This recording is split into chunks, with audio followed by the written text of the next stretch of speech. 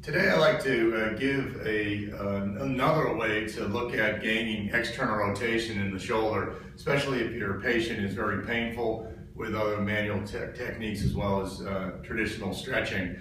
And one of the ways that we can do that is get it through the body, get it through dropping the hips away from the side that you're trying to get the external rotation. For example, if you got a patient that you're doing general range of motion and external rotation, and they just get to a point that they just cannot tolerate it because it's very painful, thus they're going to be apprehensive, they're going to muscle guard you, you're not going to get your desired result. Try this. You take your patient to their desired range of motion, you tell them, I'm going to take Anne's shoulder to a point on a 0 to 10 to about a 5. So once I get her to that point, it's her pain level that we're going to now use as a guide to drop her hips away from the side that you're externally rotating. So if I take her up to the 5, bring it back to neutral, take her up to that point of a 5, then she drops.